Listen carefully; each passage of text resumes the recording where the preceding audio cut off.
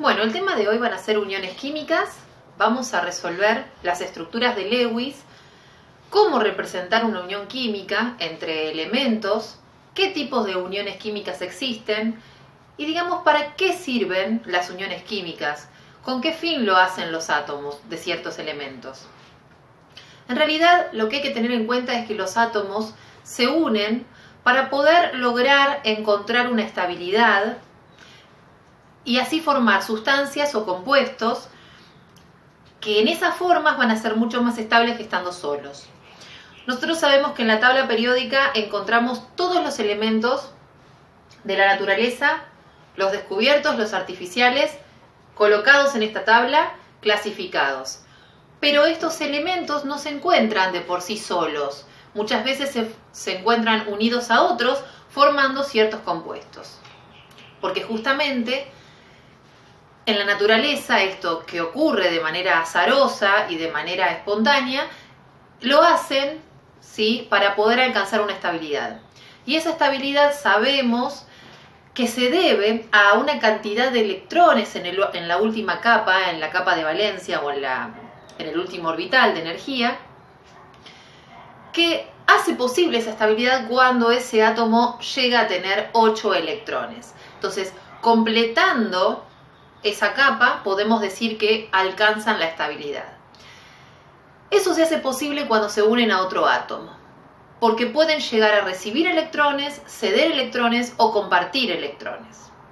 Como ya sabemos, los átomos están formados por ciertas subpartículas. Esas subpartículas van a estar ubicadas en diferentes partes de ese átomo. Sabemos que en la actualidad el modelo atómico actual, el modelo atómico cuántico o mecanocuántico, que fue ya explicado en videos anteriores, representaba el átomo, ¿sí?, con un centro, un núcleo en donde se encuentra su masa, protones y neutrones, la carga de ese núcleo es positiva, y por fuera, en los orbitales ya designados, en sus niveles de energía también, encontrábamos los electrones. Pero ya no hablábamos más de órbitas, sino de orbitales, que eran las zonas donde hay mayor probabilidad de encontrar un electrón. Esos electrones son los que van a participar en las uniones químicas. Y para eso es necesario que ustedes primero y principal sepan qué tipos de uniones se pueden dar entre qué tipos de elementos para después aplicar una estructura inventada por el hombre, es un modelo también, que trata de explicar esa unión química. Y esa estructura se denomina estructura de Lewis. Antes que nada, lo que vamos a hacer acá es una parte teórica para poder explicar sobre uniones químicas.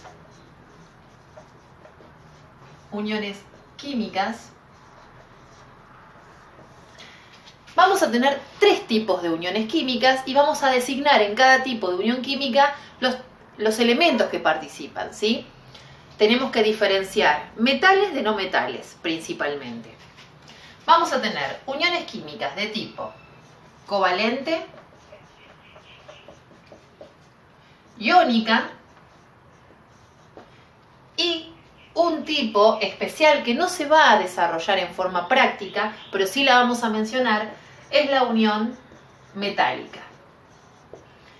Bien, en las uniones covalentes, ¿sí?, siempre que hablemos de una unión covalente, los elementos que van a participar van a ser no metales, ¿sí? La unión se da entre no metales.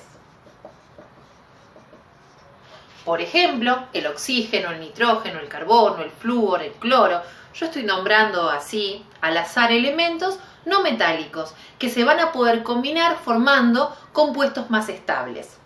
Pero en esas uniones químicas covalentes, lo que va a ocurrir es que uno de esos elementos que se va a unir al otro, al estar, digamos, cercanamente, no van a ceder ni recibir electrones, sino que van a compartir.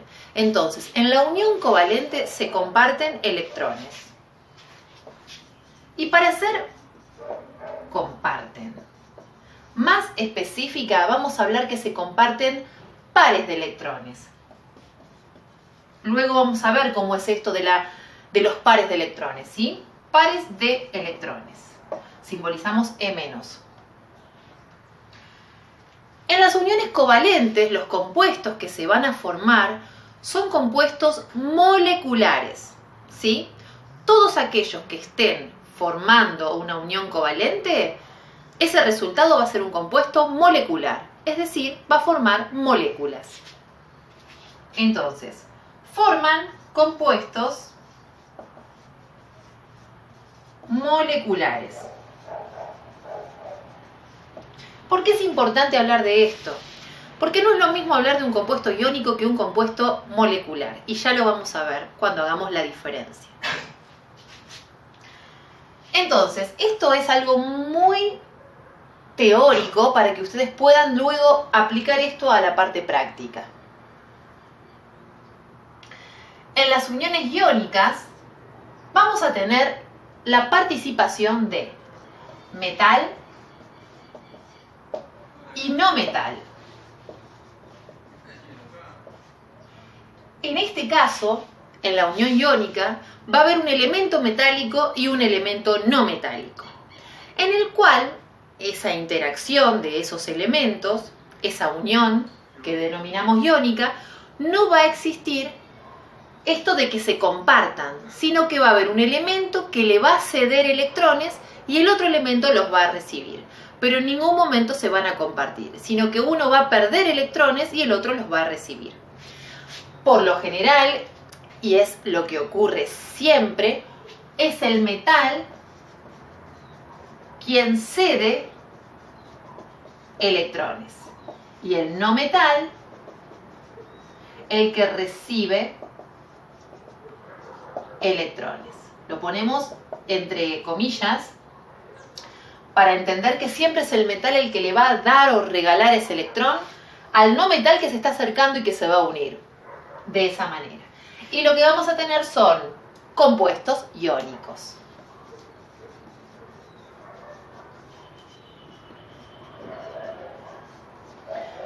Tanto la covalente como la iónica se representa por medio de la estructura de Lewis, que es lo que vamos a ver más adelante. Lo que tiene que quedar claro es que estas dos son las que se van a utilizar en las tareas escolares para realizar ejercicios prácticos. La unión de tipo metálica, ¿sí? Podemos decir que son uniones entre metales y va a existir otro tipo de interacción, ¿sí? En la cual no hay una representación práctica para poder ejemplificarla. Pero luego, cuando terminemos de ver esto, vamos a dar ejemplos sobre tipos de uniones metálicas y cómo sería el comportamiento de cada metal, ya que los dos son metales, y no habría muchas diferencias. Pero vamos a hablar un poco de cómo se disponen esos metales en ese tipo de red, ¿sí? En la cual se unen de alguna manera. Entonces, lo más importante acá es que quede claro que una unión química, ¿qué es una unión química? Es la interacción entre un átomo de un elemento con otro átomo, que puede ser del mismo elemento o de otro elemento distinto. Y que a su vez esos elementos pueden ser metales, no metales, pueden ser dentro de los no metales gases también. Los únicos que no se combinan con nadie y son antisociales, que ya lo remarcamos, tanto en segundo año como en tercero, son unos elementos que se encuentran ubicados en el grupo 8A de la tabla periódica y corresponden a los gases nobles, inertes o raros. Los podemos llamar de esas tres formas. Ellos no se unen a nadie. ¿Quiénes son? El helio, el argón, el neón. Son todos gases nobles, los cuales ya tienen su propia estabilidad porque tienen en su última capa de valencia los 8 electrones. Entonces, ¿para qué se unen? Para lograr una mayor estabilidad.